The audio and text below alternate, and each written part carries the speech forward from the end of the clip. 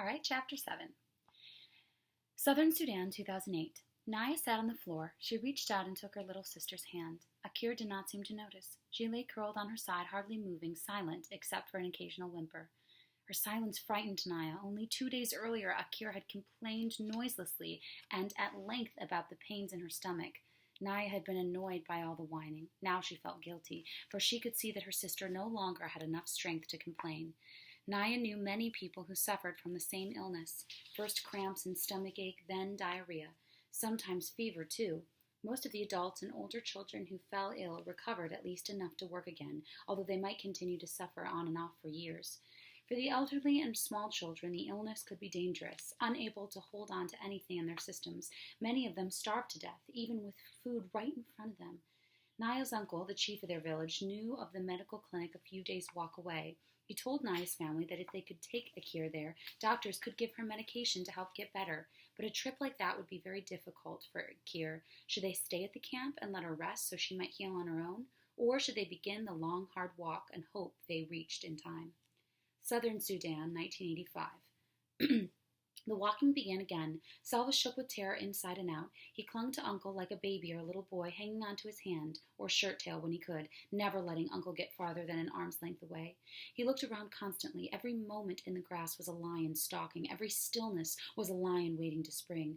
Mariel was gone, vanished into the night. He would never have wandered away from the group on his own. His disappearance could mean only one thing. Lion.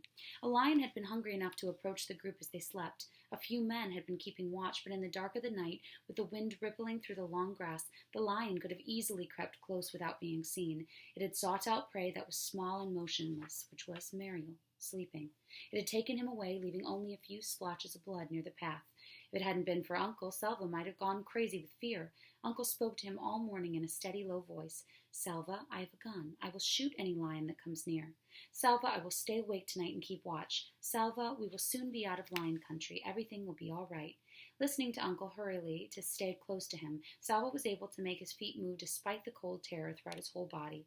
But nothing was all right. He had lost his family and now lost his friend as well. No one had heard any screaming in the night. Salva hoped with all his heart that the lion killed Mariel instantly, that his friend hadn't had time to feel pain.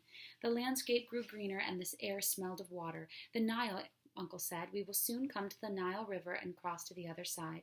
The Nile, the longest river in the world, the mother of all life in Sudan. Uncle explained that they would come to the river at one of its broadest stretches. It will not even look like a river. It will look like a big lake.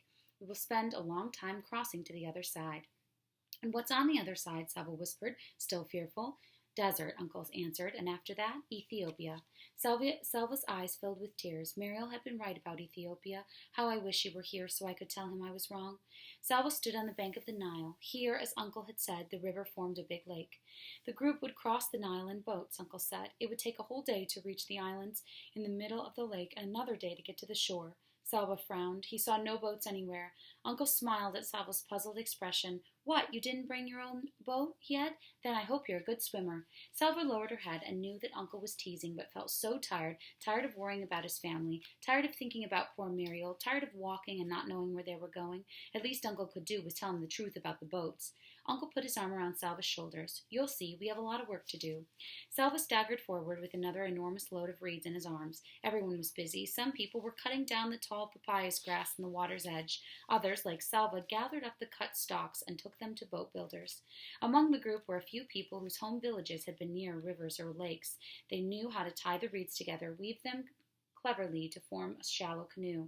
Everyone worked quickly, although there was no way of knowing whether they had to hurry or not, no way of knowing how near the war was. The fighting could be miles away, or a plane carrying bombs could fly overhead at any moment. It was hard work running back and forth between those cutting and those weaving, but Salva found that the work was helping him feel better. He was too busy to worry much. Doing something, even carrying big, awkward piles of slippery reeds, was better than doing nothing. Every time Salva delivered a load of reeds, he would pause for a moment and admire the skills of the boat builders. The long reeds were laid out in neat bunches. Each end of the bunch would be tied together tightly. Then the bunch of reeds was pulled apart in the middle to form a hollow, and the two sides were tied along their length to make a basic boat shape. More layers of reeds were added and tied.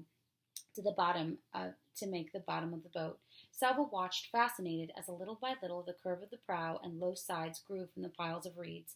It took 2 full days for the group to build enough canoes. Each canoe was tested. A few did not float well and had to be fixed.